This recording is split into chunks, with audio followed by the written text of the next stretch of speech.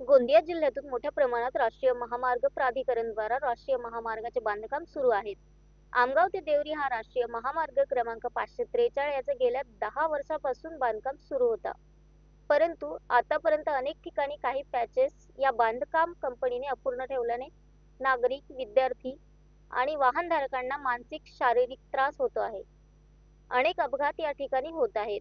अशातच आमगाव शहराच्या लगतच्या कालव्यावरून रस्त्याचे बांधकाम गेल्या अनेक वर्षांपासून प्रलंबित आहे। या ठिकाणी बांधकाम करणाऱ्या कंपनीने खोदकाम करून ठेवले आहे, परंतु हे खोदकाम अपूर्ण असल्यामुळे येण्या जाणाऱ्या वाहनांना मोठा त्रास सहन करावा लागतोय।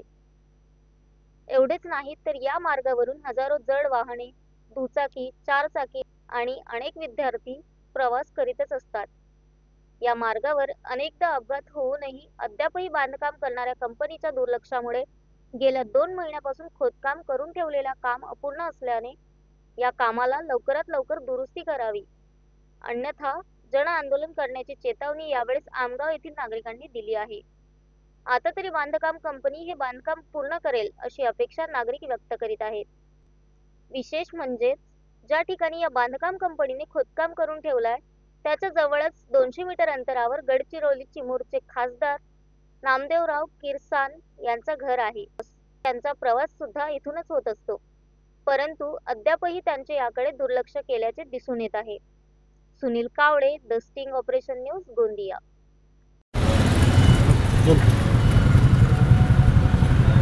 हा जो आपण बघत आहात हा गोंदियाला जाणारा एक मुख्य मार्ग आहे।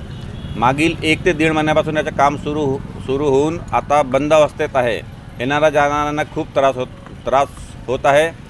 मुख्य गोष्ट म्हणजे इथून मात्र 200 फरलांगावर गडचिरोली लोकसभा क्षेत्राचे खासदार आदरणीय श्री किरसान साहेब यांचे निवासस्थान पण आहे आणि ते नेहमी इथून येत जात असतात, तरीसुद्धा त्यांनीही या कामाकडे दुर्लक्ष केलं आहे।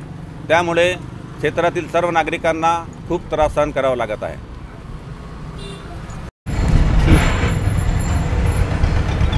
आमगाव देवरी व आमगाव गोंदिया या राष्ट्रीय राज्य महामार्गाचे बांधकाम मागील 10 वर्षापासून सुरू आहे, परंतु अद्यापपर्यंत प्रशासनाने व कंत्राटदाराने यांच्या संगनमताने मागील 10 वर्षापासून हे बांधकाम अद्यापही अपूर्ण आहे। म्हणजे लोकप्रतिनिधी इथून आवागमन करतात, त्यांच्या डोळ्या देखत हे अपूर्ण काम दिसत नाही का असा सवाल नागरिकांपुढे पुढला आहे की कुठंतरी संगनमताने हा बांधकाम लांबच चालला आहे आणि अपघातांना नागरिकांना बळी पडावत आहे। अनेक ठिकाणी पॅचेसचे काम सुरू आहे। खिडंगीपार नाल्याचं तर इतकी दुरावस्था आहे की तिथं अपघाताला वारंवार नागरिक पडत आहेत, जखमी होत आहेत, गंभीर परिणाम नागरिकांना भोगावा लागत आहे। परंतु लोकप्रतिनिधी याकडे लक्ष कधी घालतील? या क्षेत्राचे खासदार सन्माननीय किरसान साहेबांचं निवासस्थान आहे 200 मीटरवर। आमदार महोदय इथून जातात, अनेक लोकप्रतिनिधी इथून जातात, पालकमंत्री मागे प्रवास केला आहे कचारगडला, मग केंद्रीय मंत्री गेले इथून। यांना हे दिसत नाही का? म्हणजे कंत्राटदार कंपनीला झाकून चालणे आणि संगनमत करणे, नागरिकांना वेठीस धरणे कधीपर्यंत चालणार आहे? आता या रोषाला बळी पडणार आहेत नागरिक। तातडीने या बांधकाम पूर्ण न झाल्यास नक्कीच जन आक्रोश पुढे येईल आणि जन आंदोलन। द स्टिंग ऑपरेशन न्यूज, सत्याचे दुसरे नाव, अन्यायावर लेखणीचा घाव।